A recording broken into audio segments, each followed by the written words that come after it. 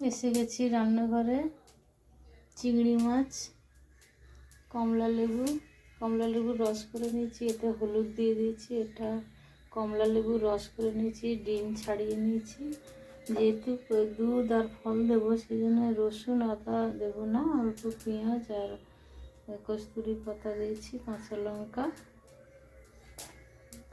কড়াইতে তেল দিয়ে দিয়েছি,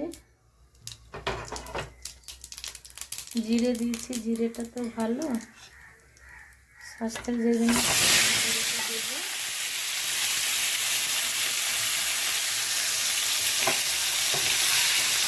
ডিমটা ভেজে নেব,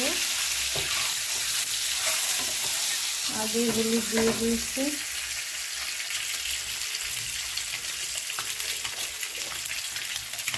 একটু নুন দেব, চিংড়ি মাছটাও দিয়ে দেবো।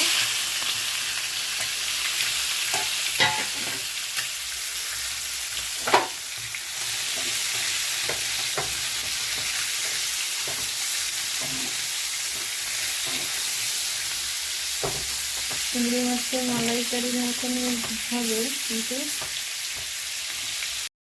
হ্যালো বন্ধুরা, বললাম রান্না করব, রান্না করতে ঢুকে পড়েছি।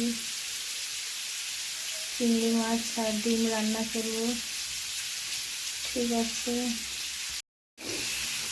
চিংড়ি মাছের মালাইকারির মতন হবে কিন্তু এটা একটা নতুন রান্না, ভালো, আমার খুব পছন্দ। আমি কী দিয়ে রান্না করব, ভালো টেস্ট হবে, সেই জন্য দেখতে থাকো বন্ধুরা।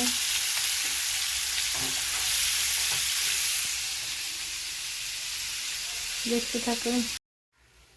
এই ডিম চিংড়ি মাছ ভেজে রাখা ওটা দিয়ে দেবো।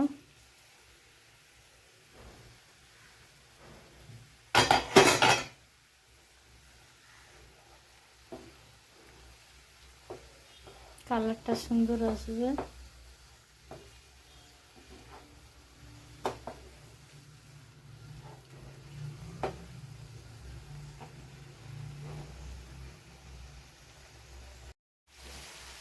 রান্নাটা হয়ে গেছে, এবার এই কমলা লেবুর রসটা দিয়ে দেবো।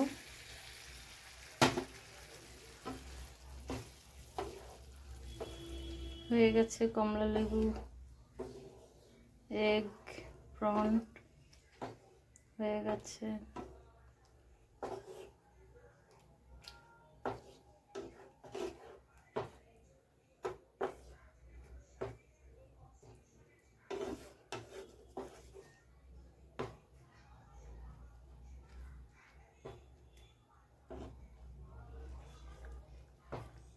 কমলা লেবু এগ কেমন হলো বলো বন্ধুরা, কেমন সুন্দর লাগছে দেখতে, গন্ধ তো অপূর্ব আসছে।